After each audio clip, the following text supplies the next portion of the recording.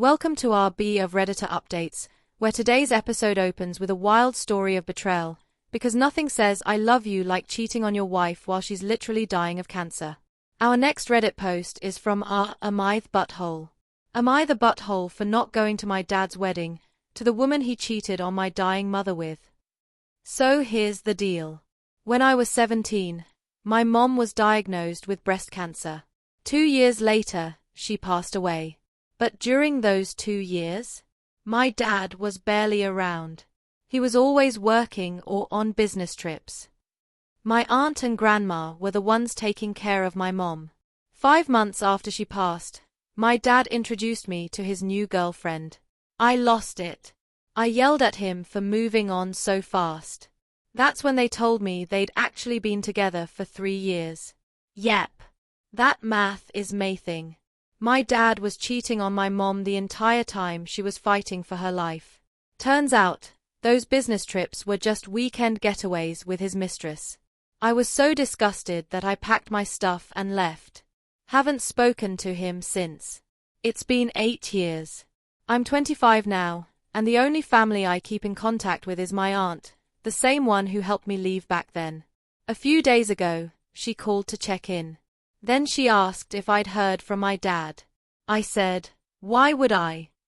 She goes, well, he's getting married. To her. And maybe going to the wedding could help you two mend your relationship. I was stunned. I said, he's dead to me. Then I hear my dad's voice on the line. That man was with her the whole time and listening in. I instantly ended the call. I texted my aunt, reminding her that I asked her not to tell him anything about me. She agreed back then. But this time, she responded, saying I was the butthole for what I said, that my dad was crushed, and that I should have moved on by now. I didn't even argue. Just blocked her. Then the chaos began. I got a wedding invite in the mail. The only person who knew my address? My aunt. Then my number got passed around. Thanks, auntie. Cue the flood of calls and texts from my dad, uncles, cousins, aunts, everyone telling me I need to give him a chance and just show up. Some people even called me names. Then the affair partner herself messaged me. Said my dad is considering postponing the wedding and I should talk to him. Oh, and side note, she was my mom's friend. She knew my mom had cancer. I told her it's not my fault if he postpones anything. I want nothing to do with either of them. They tried to guilt-trip me into a relationship I want no part of. Things got quiet, but people from my dad's side kept saying I'm the bad guy, and I started to feel conflicted. But no.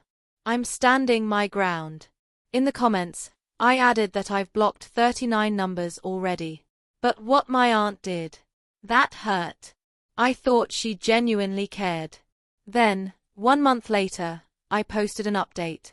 After all the messages, I sent a mass text to everyone, explaining what my dad did and why I cut ties. Then I blocked everyone. I even changed my number, but kept the old phone on just in case the harassment got worse. Thankfully, it didn't. But then, about a week later, my aunt's fiancé showed up at my apartment.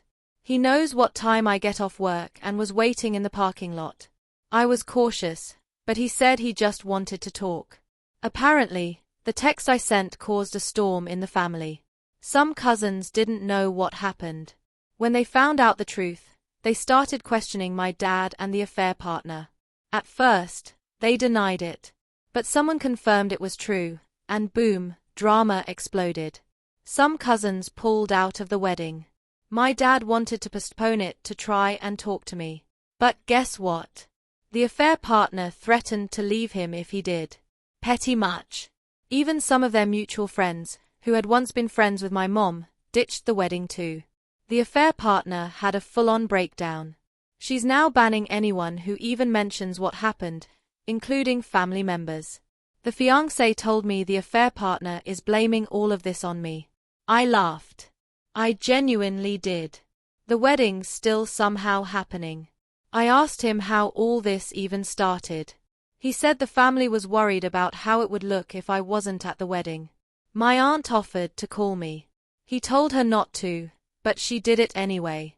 He only came to tell me all this because he thought I deserved to know. I thanked him and told him I'm going no contact with her. And, by extension, him too. He agreed, wished me well, and left. I won't lie, I'm not totally okay. I miss my mom. I even miss my aunt. But I know I did the right thing. Right now, I'm staying with my girlfriend, who's doing her best to cheer me up. Her way of coping?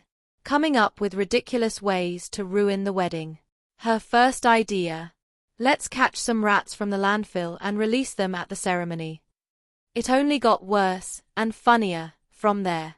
Obviously, we're not doing any of it. But reading those silly ideas helped me laugh again. 1 year later, I posted another update. People kept asking about the wedding. Honestly, I don't know much. All I know is, they got married. No one from the family reached out again, and I didn't go looking. I'm at peace with it. The rest of the post? Just life updates, new job, better mental health, and love life stuff. Life moved on.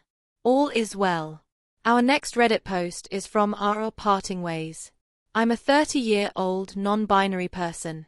My husband is 29. We've been married 5 years. In September, I gave birth to our first child, a baby girl.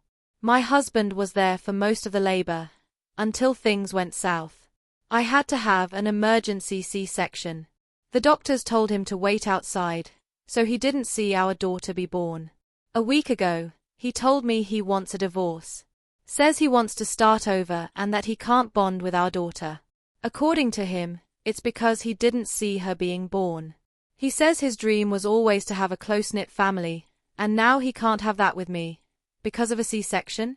His dad suggested therapy. He refused, said it wouldn't help.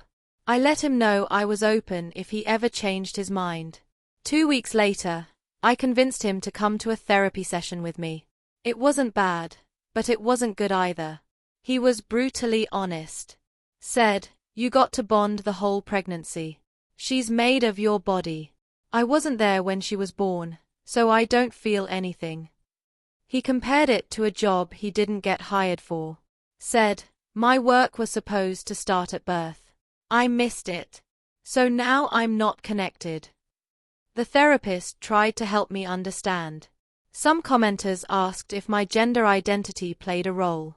I'm non-binary, and has known that since before we even started dating. I asked him anyway.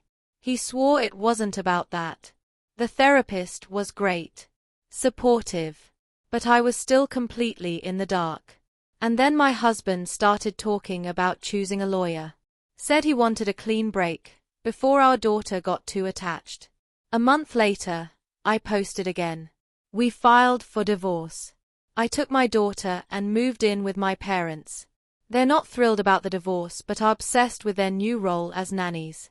Life was kind of frozen until my father-in-law invited us over. My ex had asked for help paying for a lawyer, and his dad agreed, but only if we had one last conversation. That convo lasted hours. His dad grilled him. "What's the real reason?" My ex kept repeating the same line. He didn't bond, he didn't feel a spark. His dad asked, "Are you sure she's yours?" My ex said yes, no doubts. Then he asked if there was another woman or a pregnancy.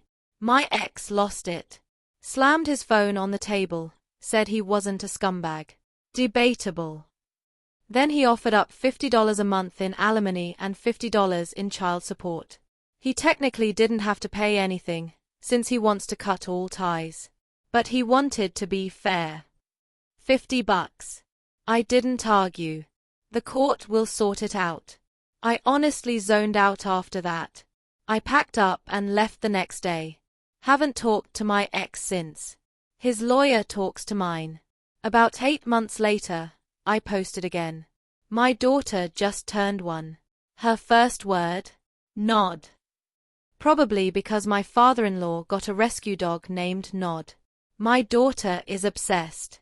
My ex and I are just waiting on the final divorce paperwork.